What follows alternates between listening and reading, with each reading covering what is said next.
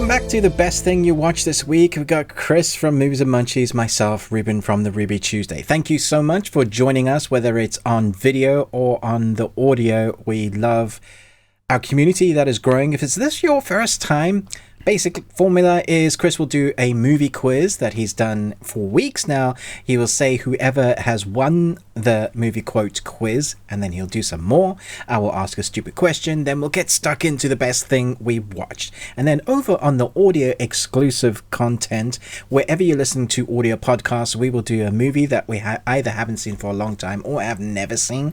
We will talk about the entertainment news of the week, which is at the moment really interesting, not necessarily good, but interesting. We will also talk about what we're looking forward to in entertainment, movies and streaming, everything that's coming out, what's kind of piqued our interest, maybe stuff that you want to put on your list. And we also have a podcast which starts at just £1.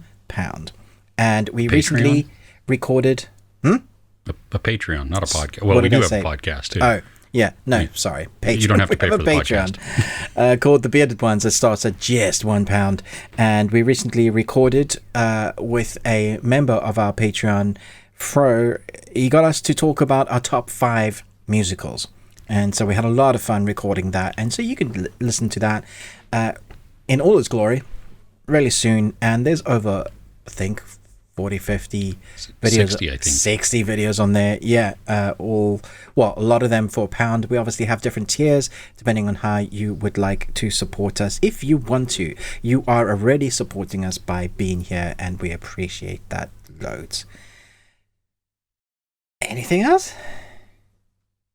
Like, share, subscribe. Do all that YouTube-y things. All that stuff, yeah. Yeah, Let's jump in. Chris? Cool.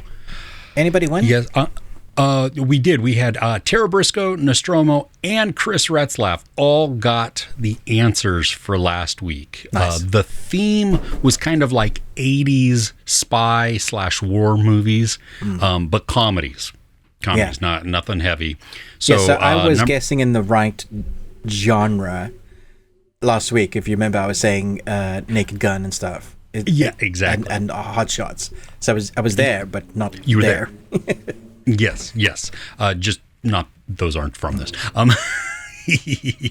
Number 1, Top Secret. Dude, love that film. Number 2, Stripes. Also love that film. And then number 3, Spies Like Us. It's okay. Oh, come on. No, I do like it. Who doesn't like Spies Like Us? Doctor.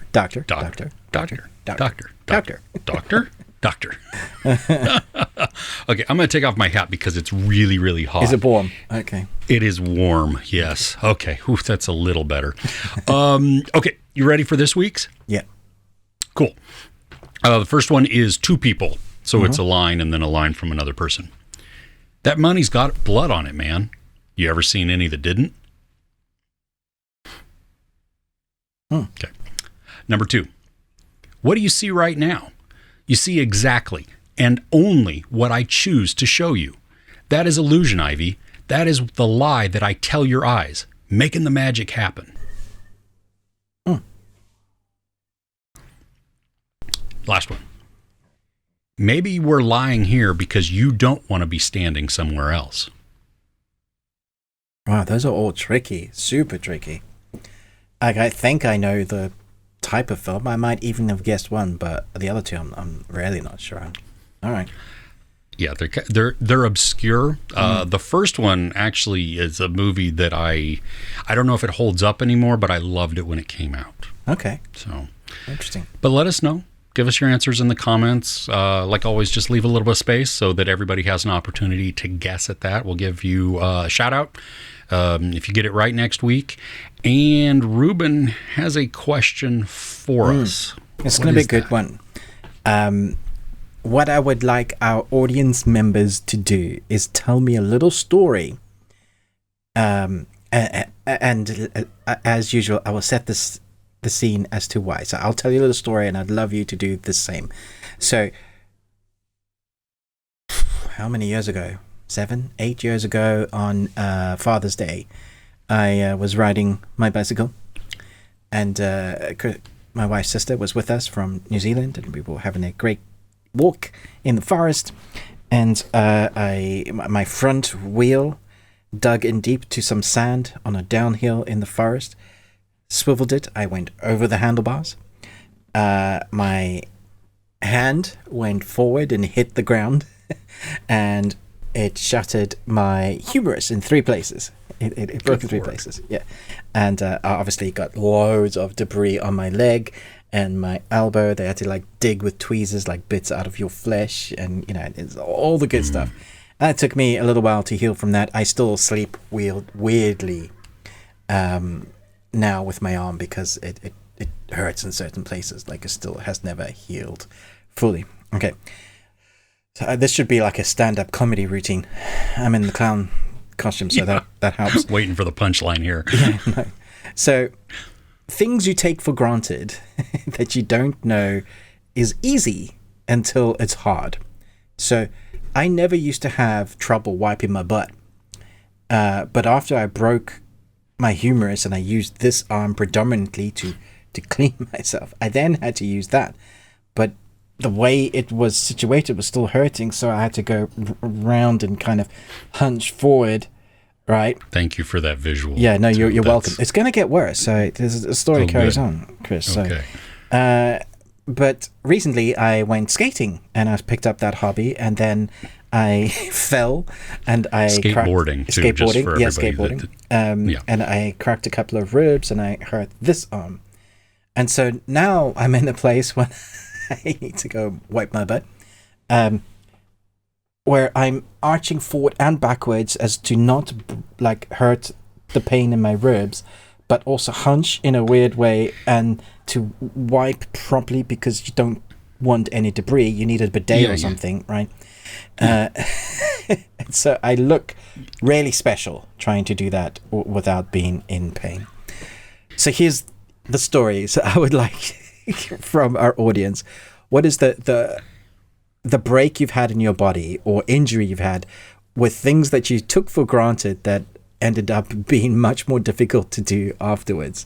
Because you always take, like, if you break a pinky or a toe or something, you think it's fine, but then your balance is off and you're like, oh my gosh, this is so much worse than I expected. Chris, have you had any broken bones that were things a bit more difficult? Or you're one of those people who've never broken anything? I grew up in A&E. What are you talking about? I had one kind of similar to you, actually, where I was in a motorcycle accident, and the only thing that got broken was a tiny little bone in my wrist. Wow, that's amazing. I was lucky. I mean, I bruised my tailbone, and the doctors all said that I would wish that it had been broken versus bruised, because the bruise lasted for well over a year. Oh my gosh. Yeah, it was devastating. But I went several months with multiple x-rays. I kept telling my doctor, something is not right. I mean, it got to the point where I would shake somebody's hand or whatever, and it would bring me to tears. My hand would go numb. Yeah, you get like little pins of needles, and then it goes numb. Oh yeah. It was miserable. And so I thought maybe I had nerve damage or something. I don't know. But I had so many X-rays that they were like, no, it's fine. I was like, okay. So my doctor finally sends me to an orthopedist, and this was a sports medicine guy. Right. No joke. He takes an old X-ray, goes, yeah, it's broken. I mean, that quick. And I went, what? And he then holds it up for me, and he shows me the break in my wrist. So I had do they know how to do their job? Yeah, well, he's the specialist. I don't know. Anyway, I had gone months without a cast on. So with it was a broken healing bone. probably in the wrong. No, it didn't heal because it kept separating, which was causing all of the pain. And so I had a cast on my hand, my wrist, like from my elbow up to my fingers. I had like these 3 fingers, I think, or these 2, whatever it was, for 6 months. And so I couldn't, and I'm right-handed. So I couldn't type. I couldn't hold a phone, couldn't wipe my butt. Yeah. It was miserable. It's different of the things you take for granted, isn't it? Yeah. And by that time, I was grumpy too. I mean, it was affecting my mood because it was just, and it stunk and everything. And I kept getting a new cast every month too. So anyway, yeah. So that was tough. More tricky than you expect. Yeah, yeah. I'm sure there's other times where I've like you don't think an injury is going to hurt so bad, and then it does for quite a while. Mm-hmm. Nice. Okay, good times. I'm looking forward to the stories because I think the human race is so interesting when it comes to injuring ourselves in new and wonderful ways. I think we'll have a few great stories there. Yeah, no doubt. Should we jump into the best thing we watched this week? I think so. Yeah. You want to go first? Sure. I presume this is on your list. The reason why I'm dressed up like this is as it's the closest I could get to Buggy from One Piece. All right, so it's a massive, massive series for Netflix, and they were betting a lot on this series being big for them. They needed a win. The fans very worried because their adaptations have not been awesome, to say the least. And so we all went and we saw a few of the images like last year, and Oda went, yeah, you're going to need to reshoot that. And they spent 6 to 7 months reshooting and fixing things. And now we have our first live action of 8 episodes, about an hour apiece. And it chronicles the beginning of Luffy, the pirate, who wants to be a proper pirate, setting up for the grand adventures with an anime that has over 1,000 episodes now. Which is intense. I wonder if it's popular. Will they do like the 1,000? Will we get 10, 20 seasons? I would say there's a good chance that we'll get a few seasons out of this, considering I hope so. How well it's come out and the fans of the manga and the anime mostly really enjoyed this, and the non-anime fans mostly really enjoyed this. So. It's like on Rotten Tomatoes and everything. It's had like quite equal and quite high on the scale of the zeitgeist of people. You know, the aggregate scores seem to be really good. The thing I was worried about most, one of the things I was worried about most was the CG, because it's such a heavy. Devil fruit users have powers, and you're going to need to show that. And the CG was could so easily let it down. We've seen in Flash, 200 million budget, and it still just looks awful. Terrible. So, yeah. But I think, and you can correct me in the comments if I'm wrong, but I think to date, this is the most expensive TV series ever made per episode. So, like Game of Thrones was like 10, 11 million per episode. I think The Last of Us was about 12. This is $18 million an episode. And so in the back of my mind while I'm watching, I'm looking for where they've spent the money, and you do see it. It's the lavish sets that they've built. It's not like green screen. I mean, there obviously is green screen, but they built massive sets. They built the ships. They did all the CG for the movements of Luffy's stretchy super devil fruit powers. Buggy, the most heavy CG character that can dismember himself into many, and didn't look stupid, just looked awesome. And I have to say, from his character from the anime, he's more darker in this live action version, and I loved it. They did a lot more. I was just really impressed with his character. And then there's a lot more emotion than I was expecting from this live action version. The Nami storyline, I think, really holds that emotional bit. Like, there's a good chunk of story that kind of helps you understand where the team need to come together. And the backgrounds, I guess that's the only weakness. It's very generic storytelling when it comes to flashbacks. Like I prefer like sometimes just having a whole episode of flashbacks, and then like we get the background story, and then we stay in the. It's just, but I mean it works. So you get a character and they do flashbacks. You see Shanks, which is one of my favorite characters, give Luffy the hat, right? And then vice versa, when Luffy gives Nami the hat for whatever reason, there's emotional tracking, like a nice journey that just works so well. So as a fan of the anime, watching the live action, I was really impressed. I'm literally going to go and watch this week with, again, but with the original voice actors, because if you watch the dubbing, they loved it so much that they came back and also did the dubbing, so you can listen to their voices if you're used to that. It's going to be weird because it's kind of backwards, reading the subtitles, the English actors being dubbed with the Japanese, but I'm going to give that a go and see how it feels. I'm hopeful for the future of this, even though we have a strike. And this really is just the origins of the beginning of the group. I'm hopeful for the future because I'm excited for everybody to see what happens next. Because really, it just gets crazier and bigger and more mental from here on. Literally, the next season, where they finish, they're talking about the map, and there's this bit where she's Nami saying, "I don't understand what the water's doing here." Literally, that next episode is going to be crazy. So I really, fingers crossed. Okay, so from someone that hasn't seen the anime, let me know what you thought about this. I was blown away. You and I had chatted during the week, and because you got screeners and I didn't, so I watched it just when it came out. And it did take me a little bit to get into.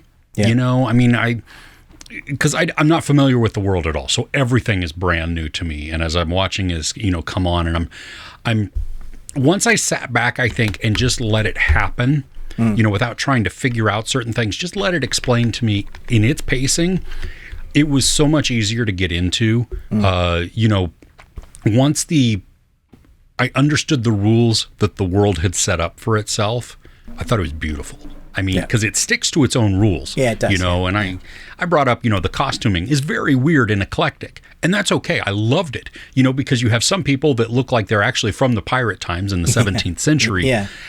And then you have miniskirts and chucks, like Sanji's wearing a suit.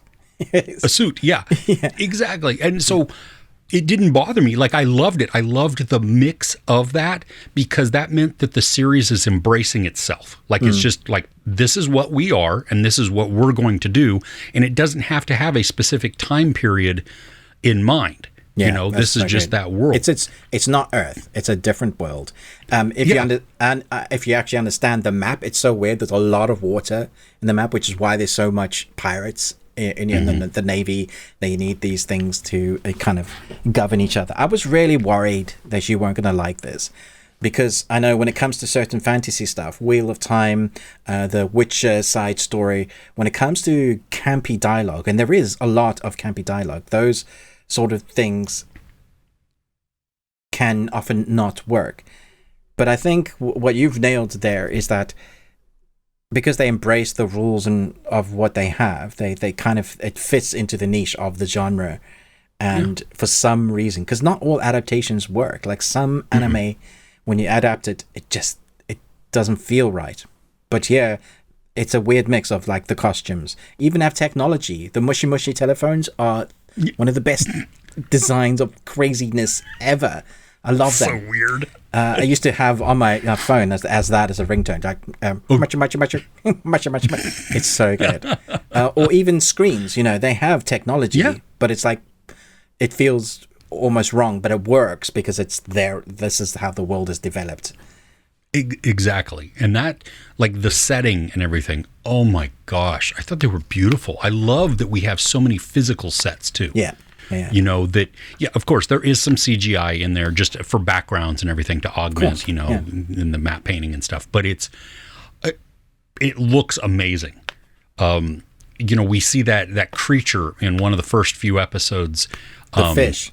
That Shanks and Luffy encounter, and it's not on for very long, but it doesn't look stupid. It doesn't. That was the thing. It was great.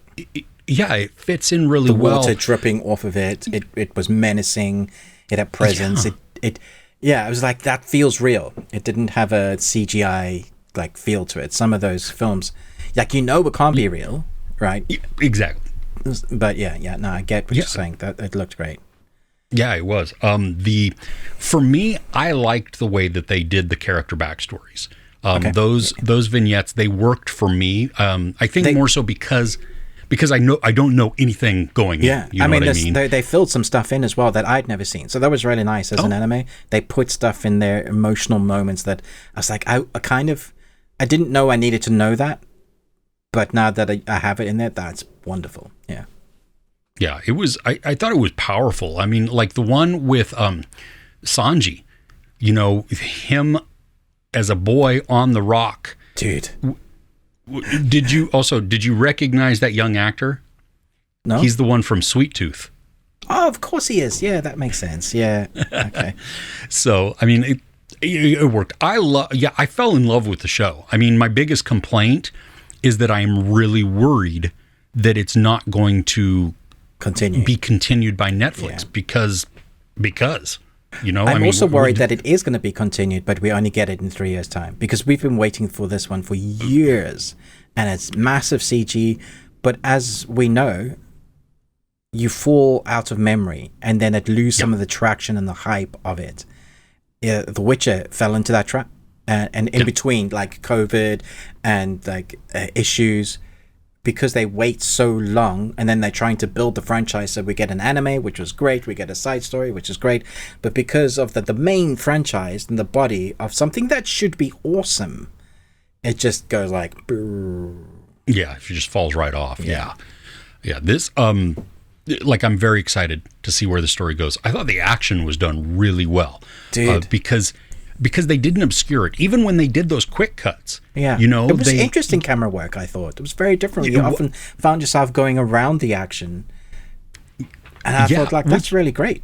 Because how else do you showcase what they can do? Because especially of their powers, their moves. Yeah, well, and it reminded me. You remember Vikram, that Indian movie? Yeah, where sometimes the camera would zoom in or fly in and be around the characters and stuff. Some of that reminded me of that, because it became very immersive. We went from being bystanders and just looking to being like right near them to see some of the stuff, and then fly back out to get the bigger scope of what's going on before switching to a different character. And I thought everything clicked really well. I mean, the pacing was great. I did not notice the time at all. Love the cast. I think that the cast, they nailed the characters. Like, both from a perspective of, this is really good. Luffy being exuberant and a leader and happy all the time. The guy that you want leading you. That kid just personifies everything that you need to be a leader. But then you get like Zoro, with the 3 swords. I didn't know. Like, I was really worried. How do you do 3 swords? Because in the anime you get it, like you buy it, but like in real life, like, how do you make that look good? And they did. It was fantastic. Usopp, I'm disappointed he doesn't have a long nose, because in the anime he literally has a long nose. Oh, really? And part of that is like a Pinocchio story, because he's always telling lies, as we see in the story. He's just full of crap, isn't he? He's the most scaredy cat, one with least talent. But funnily enough, like down the line, he's one of them that holds the glues, kind of the other heart of the ship, which Luffy uses as well. Well, and what I loved too is after defeating the fishmen, Luffy supports what Usopp's saying.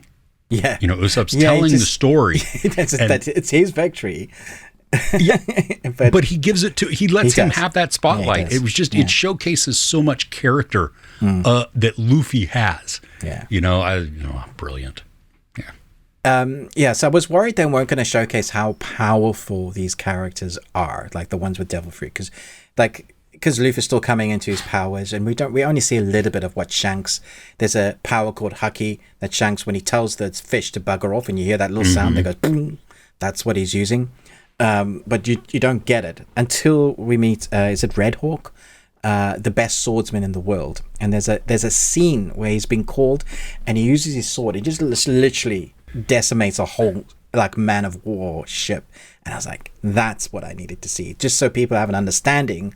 Those who have mastered their devil fruit powers, this is, because this whole fight, like, we thought Ronar was good, but that dude fought him with a tiny little toothpick of a sword. That was, I loved the huge sword that the dude has too, though. It's so anime. It's great, isn't it? Exactly. It's comical, but it works again with the whole world that they've set up, and then the all of the characters announcing their moves before they do them. And that's anime as well. Yeah, but the fact that they like Zoro's, because Luffy goes, all good, whatever. You say your moves, and he goes, no, they don't. You're like, was so good because that deadpan and really the calling out of how silly that actually is, and yet watching it and then gum gum and then he does whatever he Gatling gun, yeah. Oh, there are bits that they didn't need to add in that added more character and more development or just more love to the story. One of the things I loved was the wanted posters, the bounties for each character, and they would physically touch them and rip them. There's no need to be in it. That was stupid. Like, what is that even? Did that poster just fly in front of their face in that moment and they're like, nah, get rid of it? But it was kind of cool, like a callback to the anime and what they're worth. Each episode starts with a different Jolly Roger flag, and those designs were very cool. I like the green one particularly. There was just so many that I thought there were little nods that I was just like, yeah, that's really. It feels like they love it, which is what you needed. Someone that really loves it, that actually has talent to be able to pull it off, and a full budget, which is great. And here, this is what we have. Yeah. It's I truly hope that we get many more seasons because it was a blast, and I really want to see where it goes now. You literally could pick up season 2 of the anime and start from there. Right? Yeah. Nice. Because it's adventure, and I love adventure stories. I love pirate type of things, just that hidden treasure, that searching type of thing. I mean, it's cool. So much good stuff to come. Well, I guess we should move on. Okay. So last night I watched a movie. It came out on demand on Friday, September 1st. And as of our recording, I've not recorded my review yet for it. But it's called, it's weird, #ChadGetsTheAxe. Okay. So it's all one word. It is an indie horror movie. Now, at the beginning, it feels like a direct ripoff of Deadstream.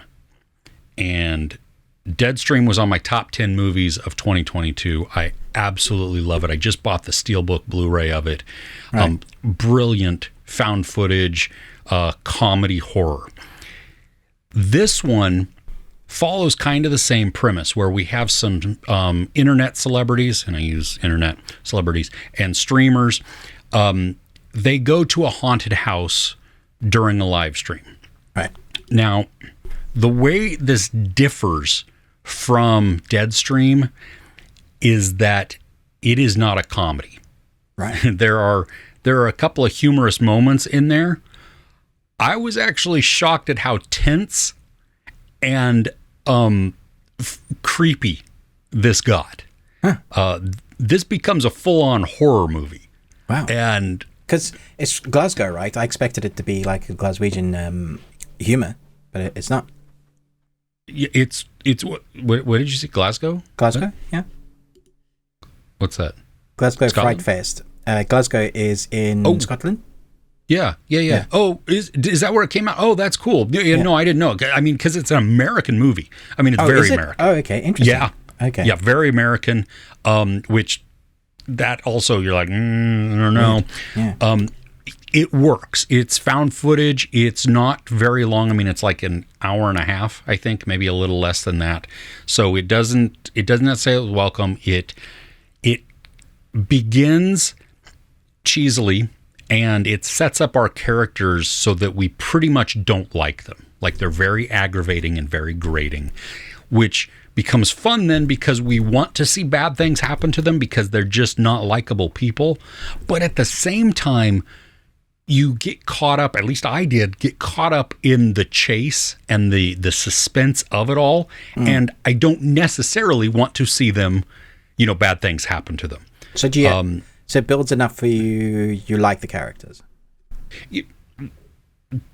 I like the situations that the characters are in. Okay. Sure. I'm not necessarily rooting for them, but it becomes a fact that I'm not rooting against them anymore. I think that's, it's very, sometimes it's very narrow focused. It's shaky cam sometimes. It all works for a found footage type of thing. Just like in Deadstream, the comments from the audience are hilarious. I mean, it's great. You know, I found myself actually sometimes watching the comments more than I was actually watching what was going on. Yeah, yeah, exactly. This one, it was a surprise, really. I was, because when I saw the trailer for it, I don't even think I had sound on the trailer. What? How did you even hear about it? I got sent it from a PR company. They were like, "Hey, this is coming out. Do you want to review it?" And I watched the trailer, kind of, and I was like, that looks like fun. Sure, why not? Yeah. And then the more I thought about it, I was like, gosh, I hope this is not a direct ripoff of Deadstream, and then maybe slash in some Tucker and Dale versus Evil. Love Tucker and Dale. Yeah. Well, see, two movies that I absolutely adore. I didn't want this to just be some cheap ripoff of that. And so I'm glad that while it took a premise of Deadstream, it then changed the trajectory of it. Right. And so the atmosphere is done really well. It's unsettling, disturbing, creepy, and short too. That's the other thing. I mean, it uses its time compressed and just goes right into it. So it's on demand. So it's definitely worth checking out. Nice. Yeah, it's currently on YouTube as well, so you can just not the film. You can rent it on YouTube. So rent it on YouTube. Yeah, and sweet. Yeah. Okay. Just jump on there. Nice. Cool. How much of the first season of The Wheel of Time did you watch? Because I know you weren't a big fan. Did you just teeter off? Did you end up watching the whole lot? I didn't, and I think I stopped before you said it got like really, really good. Right. Okay. So I think I only watched like 2, maybe 3 episodes. Okay. So I mean, to say the first season was divisive, that would be an understatement. From fans who read the books, coming into like, you've changed my characters doing so much, to new people who just didn't really quite get this fantasy world. I really enjoyed it. I thought it was fun, but I could see the arguments of like what they didn't like, but it wasn't an issue for me. Amazingly, season 2 is much better. Oh, nice. Yeah, I need you to watch it, Chris. I was surprised at how much better it was. Like I enjoyed the first season, but the characters here, the journeys they go on, there's really big emotional moments that I was surprised that I was getting choked up in. I was like, wow. And I've seen the first 3. I'm going to watch the 4th episode this week. And then they're releasing it. So they drop the first 3, and then it's like week on week until I'm guessing 8 episodes again. Journey-wise, everybody is split up. Like they're all on their different journeys. They thought they had won some sort of battle at the end of season 1, but the consequences of what they've done and what has happened is like way worse than they could imagine, and they don't have the power, this one power that they were looking forward to. Like really skipping over, so there's no kind of big reveals for those that haven't seen the first season yet. Thank you. Special effects look great. Costume design looks great. Sets look good. Score is great. Acting is good. Is Rosamund Pike still the central figure? She is. Okay. Kind of. Because they're all over the place now. So we have multiple stories to follow. Some of the stories I was not expecting to see. I think what they've done is they've taken a lot of the 3rd book and for this story and some of 2, but so they've taken what they really want to work. They're not sticking so closely to, because they just can't. The books are like thick like this. And this seems to be working for them. Like the pacing, the story, much less teen angsty. Like, so, you had some teen angst in the first. This is not that. This feels like an almost completely different series in the way that it's much more mature, adult themed, and they're really kind of going for it. I was very impressed with these 3, and by seeing the comments as well, most everybody's like, I didn't mind the first season, but this is so much better. So they definitely seems to have found their footing now. Cool. And it's on Prime. You said the first 3 episodes are out now? Yep. Okay. Sweet. Yeah, I will have to revisit it. I mean, I love Rosamund Pike. Yeah, I think she's outstanding, great. And so cool. And I do like fantasy. So yeah, cool. All right. I watched a movie last night. I went to the theater. They didn't do any screenings around me for this. It's called Bottoms. Right. It's with Rachel Sennott and Ayo Edebiri. Okay. And I didn't even watch a full trailer for it. I was like, okay, this might be fun. It was billed as kind of like a female queer fight club. And I was like, that's interesting. That's certainly different. Yeah, it's weird, right? And so I'm like, I'm intrigued. Let's go. Yeah. The first handful of minutes, I was not digging the movie at all. I was not clicking with it. I was more annoyed, I think, with the dialogue and just all of the mannerisms and everything that was going on. And then I realized what I was watching. And I didn't understand that it was such a satire at the beginning. Okay. Holy crap. Once I did that, once I shifted my perspective, it becomes hilarious. Not every single joke lands, but there are so many points within this. Some are very subtle, from just like posters on the wall to just being outright blatant. I mean, you have all of the football players in this who they wear their pads and their uniform all the time. All the time. Cleats and everything through the school. There's a point where we see so a quarterback. It's properly satire. That's almost like Naked Gun sort of comedy. That's weird. Almost, but not ridiculous like that. That's the thing. But that is ridiculous. Well, it is, but it's not. It's, you know how is it Barbie ridiculous? Maybe absurd. Like, it doesn't go into that absurdist type of thing because it's not they don't ever call out the pads and the costume. You know what I mean? It just is. Yeah. And so there's one point where we see the quarterback not in a school setting and he's still wearing his shoulder pads. And it's it's funny. You have he yells his name whenever he spikes the ball. They do this cheerleading thing at a rally. Dude, so on point. So it's like a 14-second cheerleading routine, and you're like, that's okay. The Fight Club aspect of this is done really well. Most of it's montage, right, so that and you don't see. I mean, they rush through this a little bit because it's not. You don't see them actually like training or practicing or doing any of this. It just becomes, I mean, truly like Fight Club. Let's just two people go and they just go at it, and they suck sometimes and then they start to get better. And so the montage really works because it's all of these quick little things of somebody just taking a punch to the head or somebody being, thrown down or whatever. Do they talk about Fight Club?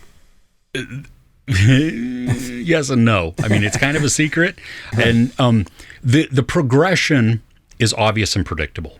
Right. So it because of the two girls are leads. They're both gay, and they start the Fight Club because they have crushes on cheerleaders that they want to sleep with, and so they're hoping that if they start this club and they call it more of a protection type of thing, a self-defense type of club, that those girls will eventually come in and then they can, maneuver into them and work their stuff. But because it's all based on a lie, that some things are, there's going to be the conflict and that reveal that happens, hurt feelings, all of that stuff. There's the final act is just off the rails. I mean, and again, it doesn't work if this isn't satire, because it steps away from realism and looks at it. You almost look at it like through a fantastical lens, because everything is just, I mean, it's so over the top in what happens, and yet it is highly enjoyable. I mean, I loved it. We were laughing.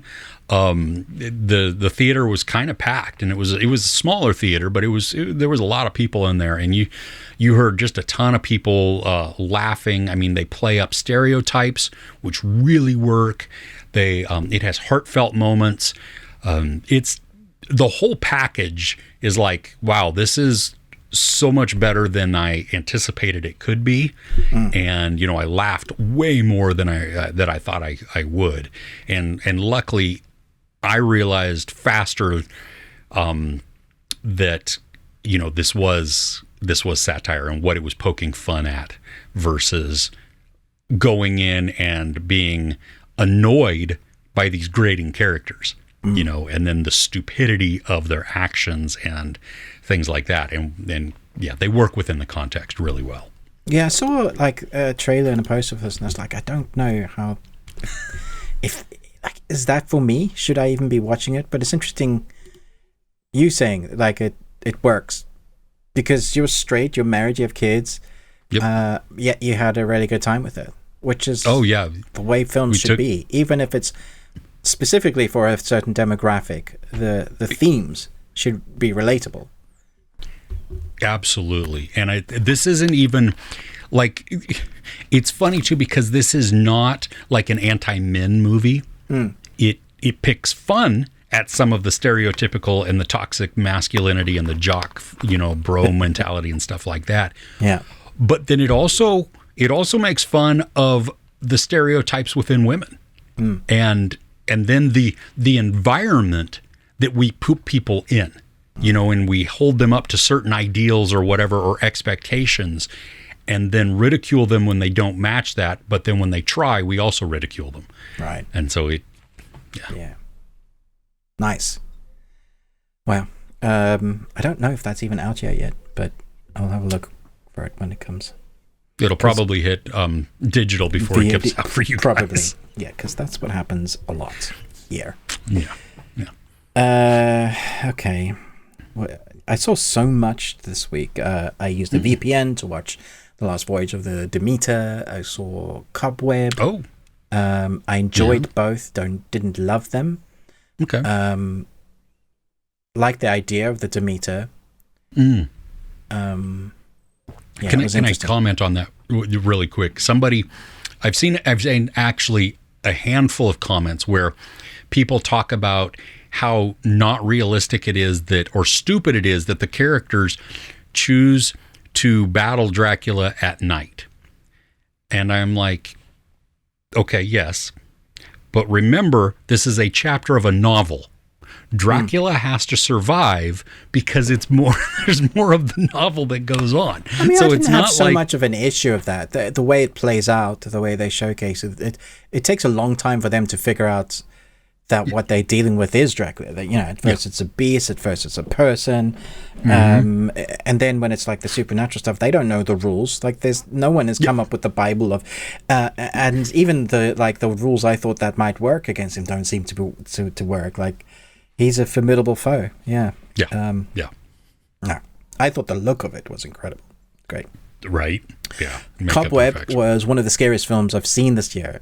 I thought it's tense, brilliantly acted, but then the ending just left me going, really? It's just like, this is a great film, and then what? Sure, I get that. Yeah. Totally get that. But the thing I want to talk about, strangely, is an animated series from a much loved, long-running animated series, Adventure Time. It had like 10 seasons. I think over the years I watched some with my sons, and then they had like extra stuff that came out recently, which was great. They just came out with a new series, Adventure Time, Fionna and Cake. It's TV, PG, 30 minutes. I need to give parents a word of warning. This is not for young kids. This is a depressing story that has some really dark themes in here. It's incredible to look at. The animation is fantastic. The voice work, it's funny, dramatic, like all the things you want. It's a spin-off, obviously, from Adventure Time. The 2D animation is great. Fionna and Cake, with the help of the former Ice King Simon Petrov, embark on a multiverse-hopping adventure and journey of self-discovery, all the while a powerful new antagonist determined to track them down and erase them from existence lurks in the shadows. You just need to watch the first episode to understand what they're doing with this series. I was so taken back about the themes they were tackling in this. I was like, dude, really? This is dark. And then I went and watched some of the other reviews and what people were saying, and I wasn't wrong. And what the comments were saying is like, I started watching this with my young kids. This is so depressing. I mean, it's excellent, and I loved every moment of it. And it's a fantastic adventure journey. And the cat and cake is incredible. And the magics you see in the storylines and the characters you meet along, exactly what you expect of an Adventure Time. But they've really gone for like an upscale thinking, deep thinking moments that's like really trying to get messages about life, what it means to be about life, how hard life is sometimes, and what it means just to cope with your daily existence. You know, really contemplative stuff. Like, what is the meaning of life, sort of thing. In this like Adventure Time story, I think it's a work of art, but I do think it needs to carry a word warning. Just because it's a PG doesn't mean that your young kids will be able to mentally be equipped for this. And it's on Max. It's on HBO. US. Max. Yeah. First couple of episodes, and then they're dropping 2 every week until it's finished. Nice. I never watched the original Adventure Time. I don't think you need to. This is a like standalone it's type of thing. It's just within the universe, right? Yeah, exactly. Okay. Yeah. Cool. Do you have more? I have one final thing. Yeah. Okay. The beginning of the week was slow for me, and so I wanted to have a win. I wanted to watch something that I get that. I knew about, you know, but honestly, this has been, I haven't seen this probably since it kind of first came out. I may have seen it once after it initially came out, but it's from 1993. So it's, 30 years old. Yeah. So it is old. It's a movie by Taylor Hackford. And Taylor Hackford, in case you don't know, I mean, he's done things like An Officer and a Gentleman, Dolores Claiborne, The Devil's Advocate, Proof of Life, Ray, and then he has things that nobody liked. But except this one, probably I liked. Well, maybe, yeah. Well, this one though, it was weird because it has a different title than what it ended up being released as. I remember seeing the trailer for this, and I was instantly enamored. The full title of this from 1993 is called Blood In, Blood Out, Bound by Honor. Then when it was released, it was called Bound by Honor. And it is an epic movie. It's 3 hours long, and we follow 3 Hispanic brothers / cousins / stepbrother type things in East LA through the late 70s and into the early 80s. And they are all part of this gang, the Vatos Locos, and as young adults. But then an event happens, and they go 3 separate ways. And so then we follow their journeys as they interweave. So one goes to prison, one becomes a cop, and one becomes a drug-addicted artist. And a poet. A painter. A painter. Okay. Yeah. And I mean, he was already an artist, but then anyway, there's tragedy in this. There's so much tragedy in this. Not all of the movie works. You do feel the time. It is long in spots. There are twists to it that I think really work. The character dynamics for me drew me in. The three main actors that you have is Damian Chapa, Jesse Borrego, and Benjamin Bratt. And but what shocked me is the characters or the actors that I kept seeing that would just come in smaller roles. Like you have Delroy Lindo, Raymond Cruz, Billy Bob Thornton. What's it? Biff from Back to the Future. He's in this. So we follow mainly Damian Chapa as Miklo in prison. And you watch how it's really a struggle for family the whole thing, and the dynamics of family, what makes family, how you forgive, can you forgive, how do you move on, can you move on, all of these things. I mean, it's violent, it's dark, it's depressing at times, it's incredibly sad also.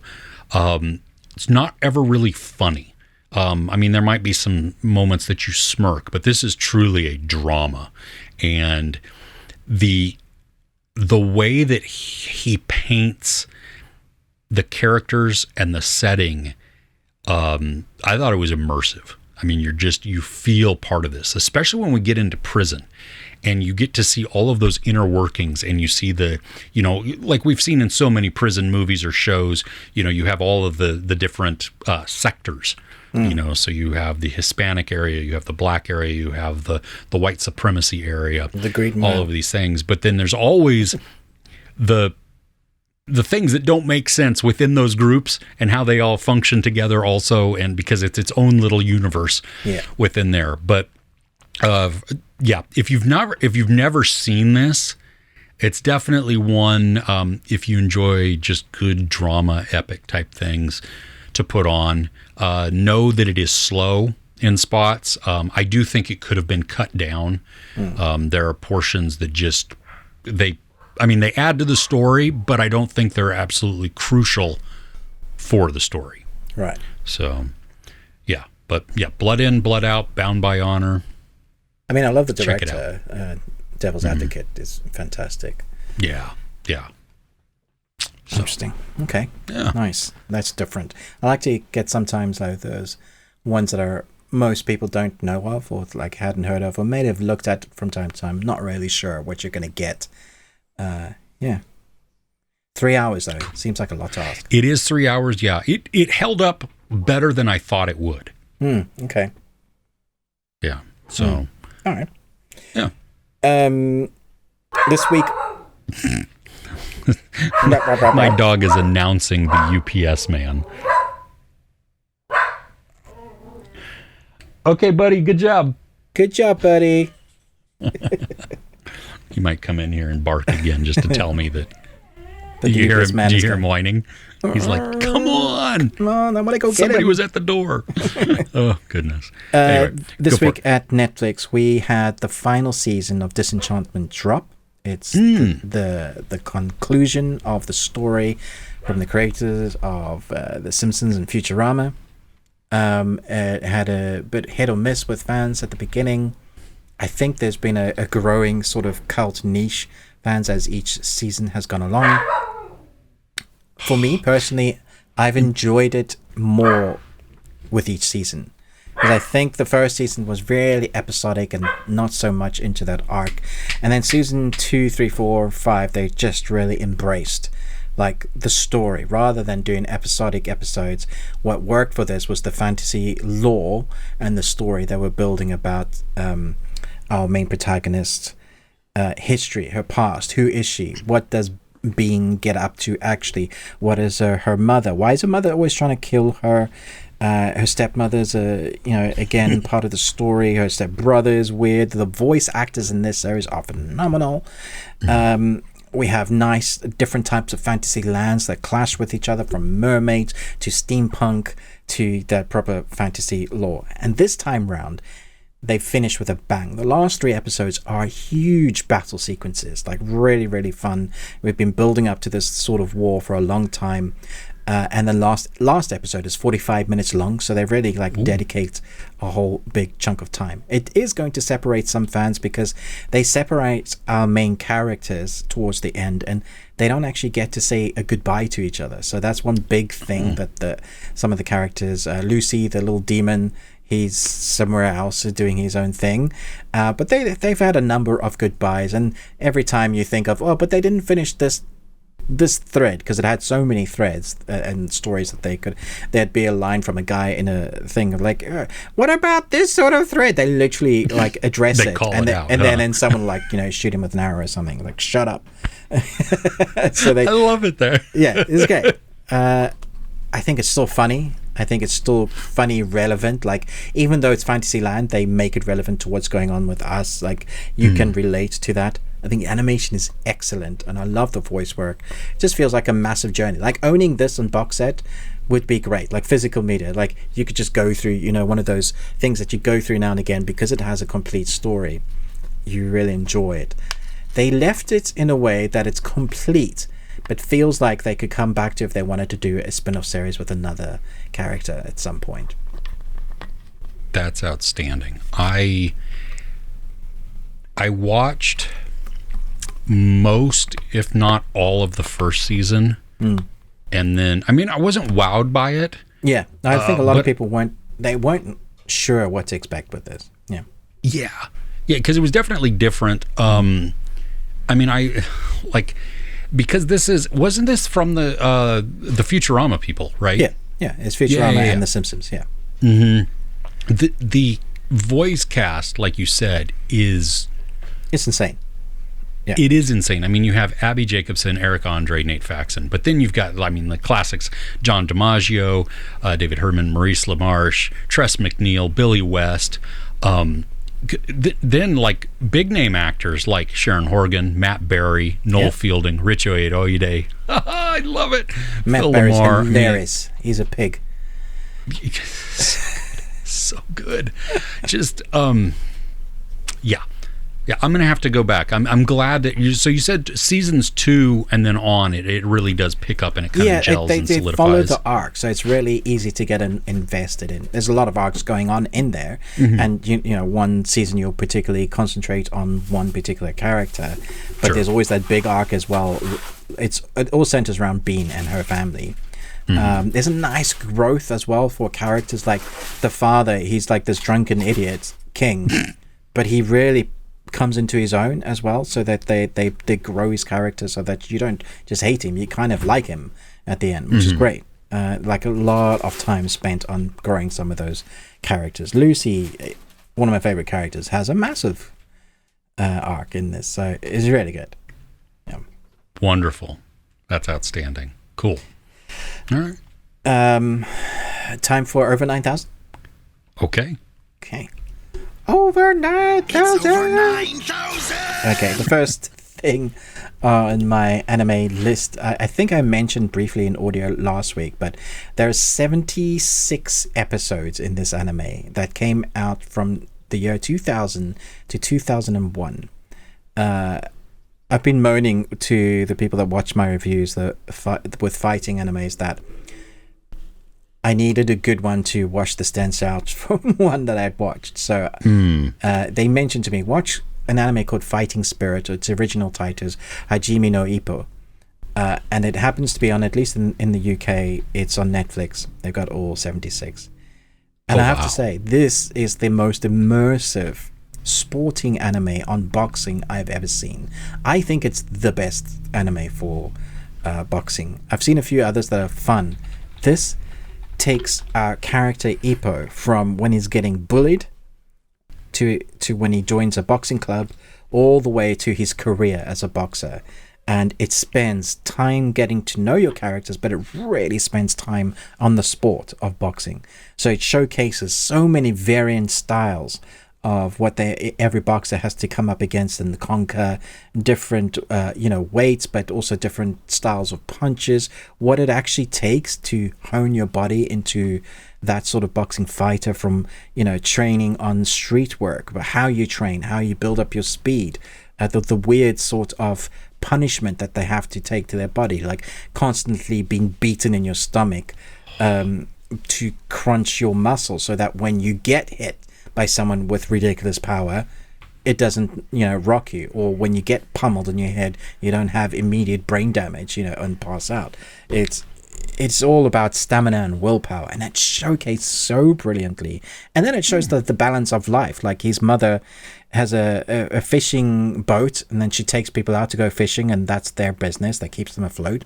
And he's got to try and help, but also deal with school, but also become a boxer, and not let his mom, just drown in that business. So there's this weird balance, and it showcases varying weights. So there's other people in the club with him that have different styles and different characteristics, and it's very anime as well, but feels very honest to what a boxing life would be. Not always winning. Sometimes natural talent helps, but what it takes to become a boxer, I was just like, it's very inspiring. Hell of a lot of work. You could feel tired watching it. Oh, wow.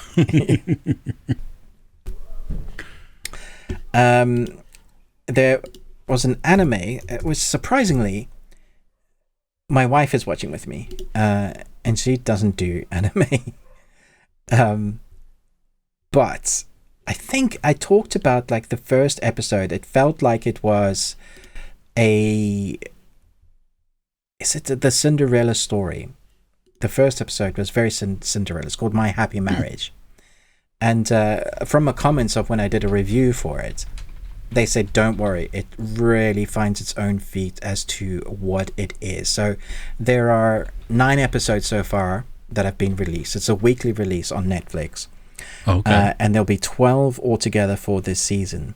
But I'm very impressed with it. It's an anime that has managed to grip Kirsten to watching anime with me every week, and she's always disappointed when there isn't another episode. So that in itself is amazing. Is this young woman who, like the Cinderella story, she has as much right to being one of the daughters of the family, but is looked down upon because she doesn't have this like abilities. If you in this world, if you're born with a certain ability that gives you a higher standing in the family, and so she ends up being one of the servants basically, and they marry her off to kind of get rid of her, not expecting her to be of worth, and they marry her to like this army dude who has gone through like 4 or 5 different previous women that have been sent to him to get married, and they run away from him thinking like he's the worst guy in the world. But these two hit it off straight away. Like they are a match made in heaven, and he's ridiculously powerful as well, like with these. And then there's the complication of her bloodline is really powerful, but she doesn't have any power. So if you could breed her, and that's how they think, breed her, then the baby will have powers. And so there's this whole suddenly supernatural storyline with powers, but also this romantic story that comes in. And she is so broken as a person because her worth is like, you're not worth anything. You're a slave. And so it's this beautiful story as you see her husband to be and the household staff that are wonderful people building her up to be a lady and someone that actually believes in herself. Nice. And then you get the supernatural anime story in there, and it's a really nice combination. Loved it. Yeah, really good so far. I'm seeing the trailer just play on IMDb, and the animation looks just beautiful. Some of it's soft and just pastel-y. There is one thing that irritates both Kirsten is that her voice is so soft and timid, but and it's on purpose. Like she was like, yes, sir, okay, thank you. You want to shake her and go, believe in yourself, like have some strength. And every now and again, like when you see that she has suddenly come into herself, her voice is much more steady and stronger. But you kind of was like, whoever did this to you, needs to be beaten to a pulp, sort of thing. So it's very easy to root for this character, which means you're rooting for the underdog. Absolutely. Very impressed with this. It's very good. Sweet. And that is it for my anime today. Cool. Those two. Yeah. All right. Hey, we thank you for joining us. Hope you have enjoyed some of the content that we have brought, maybe unearthed a title or two that you hadn't watched yet, maybe puts it on your list. We would love to know, though, what you're watching. What are some of the best things that you watched this week? You can let us know in the comments. Also, don't forget, answer Ruben's question. Tell us that story. Can't wait to read those. Let us know about the movie quote quiz. We also have a Patreon opportunity, as Ruben had talked about. £1 is the entry fee to get access to all of the videos. We have a couple that are outside the paywall, so that you can see what just an example of what some of the stuff that is there. We have over 60 videos currently, and then we also have a couple other tiers that give you greater access, the ability to request specific items from us to review or to talk about. One even allows you to join on a recording with us. And so we invite you to do that. Patreon.com/thebeardedones. It's on the screen. It's in the description. Like, share, subscribe wherever you happen to be. Well, if you're on Ruben's, like, share, subscribe. If you're on mine, like, share, subscribe. And if you've already done that for each of ours, flip-flop and do the other so that, yes, there we go. We also have an extended audio portion to this podcast where we're going to talk about a movie I think neither of us had seen before. I hadn't seen it before, no. I had neither, so that's good. It's called Tumbad. I think that's how you pronounce it, from 2018. Yep. And we're going to talk about the thing that didn't make our list this week. So it could be the worst thing we watched, or it could be just something that was just kind of meh. We'll also hit up entertainment news and then the titles of some things that are coming up in the next week that you may want to put on your watch calendar. Yep. I think that's everything, yeah? Cool. All right. Thank you. We will see you next week. Take care.